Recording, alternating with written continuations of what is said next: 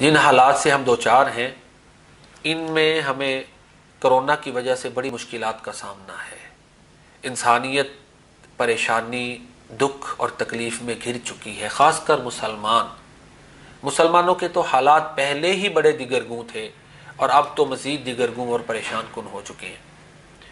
پہلے چلو پھر بھی یہ سڑکوں پہ گلی چوراہوں میں یہ مانگنے والوں کی تعداد بہت کم تھی۔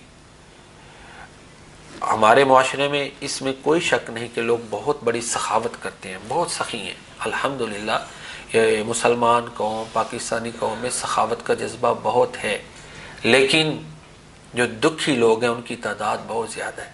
کسی نے کہا نا ہما تن داغ داغ شد پمبا کجا کجا میں نہ ہم، سارا جسم زخمی ہے، کہاں کہاں مرہم پٹی کروں۔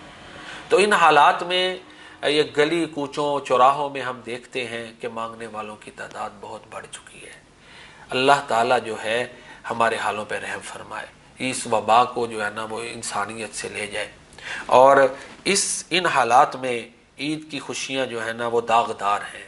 اقبال نے بھی کہا تھا نا خزاں میں مجھ کو رلاتی ہے یاد فصل بہار، خوشی ہو عید کی کیوں کر کے سوگوار ہوں میں، اجاڑ ہو گئے عہد کہن کے میں خانے، گزشتہ بادہ پرستوں کی یادگار ہوں میں، پیام عیش و مسرت ہمیں سناتا ہے، ہلال عید ہماری ہنسی اڑاتا ہے۔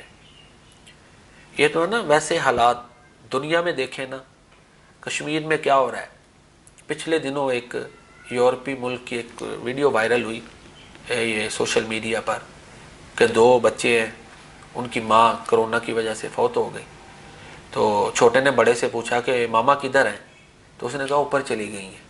تو وہ بچہ چھوٹا جو تھا اوپر دھیان کر کے تو آوازیں دے رہا ہے کہ ماں کو بلا رہا ہے۔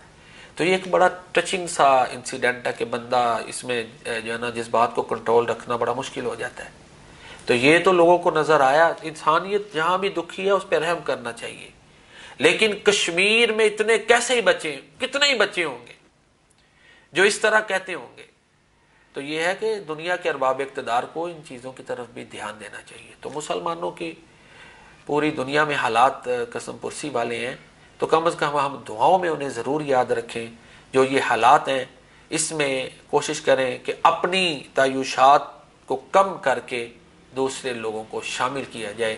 اللہ تعالی ہم مسلمانوں کے حال پہ رحم فرمائے۔ وما علینا الا البلاغ۔